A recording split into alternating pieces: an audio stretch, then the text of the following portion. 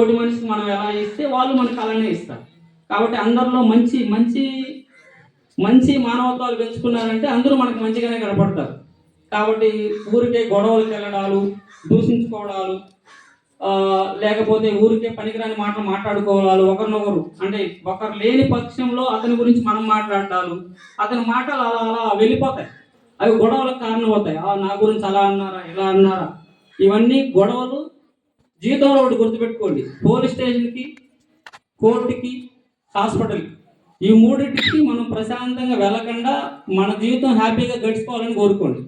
ఎందుకంటే ఆ మూడింటికి వచ్చారంటే నరకం ఇక్కడే అనుభవిస్తున్నారు, ఎక్కడో నరకం లేదండి. మనం చేసే పాప పుణ్యాలే మన బిడ్డలు.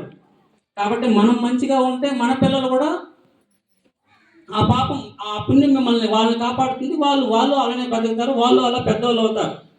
కాబట్టి ఒకరు చెప్తే నేర్చుకునేవి కాదు, మనకు మనం కూడా ఆలోచించుకోవాలి. ఒకరిని ఏమన్నా అనేటప్పుడు కానీ ఏ మాట్లాడినా అది మన చట్ట పరిధిలో మనం గమనిస్తున్నారు అంటే పంచభూతాల పైన మనం అబ్జర్వ్ చేస్తున్నాయి అనేది ఒకటి అర్థం చేసుకోండి. ఎందుకంటే ఎవరు లేనప్పుడు ఏమన్నా అనేస్తాం, లేకపోతే ఏమన్నా కొట్టేస్తాం, తాగేసి ఏమైనా చేసేస్తాం. అలాంటివంతా కూడా చట్టానికి కొన్ని సందర్భాల్లో దొరకపోవచ్చు, కానీ పంచభూతాలు కవర్ చేస్తుంటాయంటారు మామూలుగా. కానీ ఇప్పుడు చట్టం ఇంకా టెక్నాలజీ పెరిగిందండి. జస్ట్ ఫోన్లో మనం మాట్లాడేసినంత మాత్రాన నేను ఎక్కడో ఉన్నాను, నన్ను ఎవరు కనిపెట్టలేరు అనుకునేదానికి లేదు. ఇప్పుడు ఫోన్ నెట్ ఆఫ్లో ఉన్నా, ఆన్లో ఉన్నా, ఆఫ్లో ఉన్నా, మీరు ఏం చేసినా, ఎక్కడున్నా, ఎక్కడి నుంచి అక్కడ ప్లేస్ ఎక్కడొచ్చి ఎవనో కొట్టేసో ఏదో చేసేసి మళ్ళీ వచ్చినా కనిపెట్టేసేంత టెక్నాలజీ ఇప్పుడు ఉంది. ఎందుకంటే ఇప్పుడు ఆ విధంగా డెవలప్ అయిపోయింది. మనం ఇక్కడ ఏమున్నా, ఇప్పుడు నేను ఇక్కడున్నాను, ఇక్కడి నుంచి అక్కడ కూర్చున్నాను, ఇది కూడా రికార్డ్ అవుతుంటుందండి. అంటే వాళ్ళు అంత టెక్నాలజీ యూజ్ చేయగలరు. ఎందుకంటే ఇన్వెస్టిగేషన్ పర్పస్, అంటే అలాంటి క్రైమ్స్ ఏమన్నా చేసిన వాళ్ళు అలాంటి వాళ్ళని అలా చేస్తారు. కానీ మనం ఏమంటే మనం బతుకు జీవడానికి బతుకునే వాళ్ళం కాబట్టి మనకేమంటే మంచిగా చదువుకోవాలి, పిల్లల్ని మంచిగా ఎడ్యుకేషన్ ఇవ్వాలి. మనకు ఆస్తులు లేకపోవచ్చు, కోట్లు లేకపోవచ్చు, కానీ మనం ఆత్మాభిమానం తక్కువ వాళ్ళం అవుతే కాదు కదా. ప్రతి మనిషిలోనూ ఆత్మాభిమానం ఒకటి ఉంటుంది. దాని పరిస్థితి బట్టి మనం బతకాలి. కాబట్టి పిల్లల్ని మంచి నడవడికతో పెంచేది పెంచమని నేను కోరుకుంటాను. ఎందుకంటే వాళ్ళని చిన్నప్పటి నుంచి గమనించాలండి. ఆడపిల్లలు అయితే మినిమం చిన్నప్పటి నుంచి 5 సంవత్సరాల నుంచి మీరు మీ పర్యవేక్షణలో పెంచుకోవాలి. లేకపోతే ఈ కాలం చాలా కష్టంగా ఉంది. ఎందుకంటే నేను ఎక్స్పీరియన్స్తో చెప్తున్నాను. 3 రోజుల ముందే చెప్పాను కదా, 4 సంవత్సరాల పాప ఏం తెలుస్తుంది ఆ పాపకి? అన్నం పుణ్యం తెలుసా? ఈ భూమి మీద పుట్టిన దానికి అలాంటి వెధవలు ఏమో చేస్తారని తెలుసా? వాటికి ఏదో ముద్దుగా బొద్దుగా ఉందని ఏదో చాక్లెట్ ఇస్తారని పిలుచుకుని ఇలా చేస్తే ఎలా ఉంటుంది?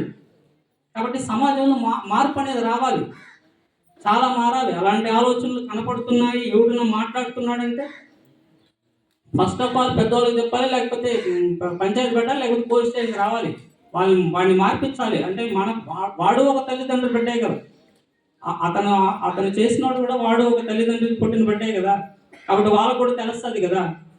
కాబట్టి మంచిగా పెంచండి, మంచిగా చదివించండి. నినామిస్తే గవర్నమెంట్ స్కూల్లోనే ఇప్పుడు మనకి అంత స్తోమత లేదు, ప్రైవేట్లో బాగా చదివించి అంత చేసే, లేకపోతే గవర్నమెంట్ స్కూల్లో అయినా సరే ఫెసిలిటీస్ ఇప్పుడు చాలా బాగానే ఉన్నాయి. చదివించండి, మంచి లక్షణాలను అవలంబించేయండి. ఇంకా మాట్లాడడానికి ఏమి లేదండి. ఇంక దేనికంటే నేను ఇప్పుడు నాకు టైం కూడా లేదు, ఇంకో మీటింగ్ ఉంది. అర్థమైందండి కొంచెం? ఒక 2 పాయింట్స్ అన్న అర్థమైందా? నేను వచ్చిన దానికి ఏదైనా 1 పాయింట్ అన్న అర్థమైందా? కాబట్టి మనం మానవత్వంతో బతకాలి, మంచిగా బతకాలి అని కోరుకోండి. ఎందుకంటే నెక్స్ట్ జన్మ ఉంటుందో లేదో తెలియదు, మీకు ఎవరికి తెలియదు. ఇప్పుడు మీ బిడ్డ, మీ పిల్లలు ఎంత ప్రేమ ఇప్పుడు మనకు కనపడుతున్నాయి కాబట్టి అంతా కనపడుతున్నాయి. కళ్ళు మూసుకుంటే ఏమి తెలియదు, మళ్ళీ ఎక్కడ పుడతారో ఏం కోపడతారో కూడా తెలియదు. అలాంటి జీవితాలకు మనం ఎంత హ్యాపీగా, ఎంత మంచిగా ఉండాలి. మంచిగా మానవత్వంగా ఉండడం మాత్రమే నేర్చుకోండి. చట్ట పరిధిలో బతుకుతున్నాం అనేది ఆ భయం ఉంటే ఎవరిని ఏమంటారండి. ఏ గొడవ వచ్చినా వేరే వాళ్ళ పైకి అంత ఈజీగా చేయరు, ఏం మాట్లాడు. ఓకేనా అండి? నాకు ఇంకా టైం లేదు. Bye. Thank you sir, thank you.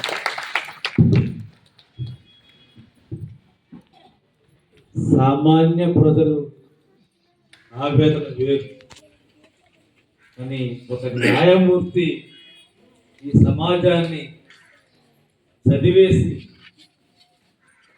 ఆయన ఆవేదనని, ఆయన బాధను చెప్పుకోవడం అంటే నిజంగా చాలా హ్యాట్స్ ఆఫ్ సార్. నమస్తే.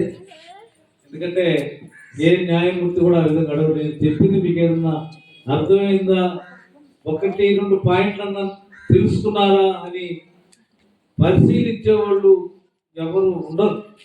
ఎందుకంటే ఆయన కూర్చున్న స్థానం అటువంటిది. అక్కడ గూడూరు కోర్టులో ఆయన కూర్చున్న స్థానం అటువంటిది. ఆయన వినే గాథలు అటువంటివి. ఈ సమాజంలో జరుగుతున్న అన్ని కర్మలు, క్రియలు, ఈ కేసులు అన్నీ ఒక్కొక్కటి 23,000 కేసులు ఉన్నాయి కదా. 3,000 కేసులు అన్ని ఒకటిగా ఉండవు, రకరకాల కేసులు ఉంటాయి.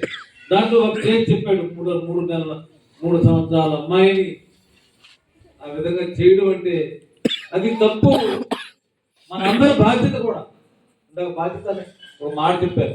మనుషులుగా పుట్టిన తర్వాత మన బాధ్యత ఒక మంచి మనిషిగా, సొసైటీకి పనికొచ్చే మనిషిగా ఈ సమాజంలో బ్రతకాలి అనే మాటని వారు ద్వారా చెప్పారు. కాబట్టి మీరు అందరూ మీ గ్రామానికి వచ్చి, సామాన్యంగా మీరు న్యాయమూర్తులు చూడాలంటే ఎక్కడ పోవాలా? కోర్టుకు పోవాలి. కానీ కోర్టే మీ ఊరికి వచ్చి, కోర్టులో ఉండే న్యాయమూర్తే మీకు ఈ విషయాలు చెప్తున్నారంటే ఇవి శ్రద్ధగా విని ఎవరైతే పాటిస్తారో ఆ కుటుంబాలన్నీ మంచిగా చెప్పారు. పోలీస్ స్టేషన్, హాస్పిటల్, కోర్టు, ఈ 3 నరకాలు. స్వర్గం మీ ఇంట్లోనే ఉంది. మంచి చేస్తే స్వర్గం, చెడు చేస్తే ఆ 3. కాబట్టి మీరే మీ మనసుల్ని మార్చుకొని ఈ చట్టాలని మీరు సద్వినియోగం చేసుకుంటారని మిమ్మల్ని అందరం కోరుకుంటూ ఈ సభను ఇంతటితో ముగిస్తున్నాం. జై హింద్.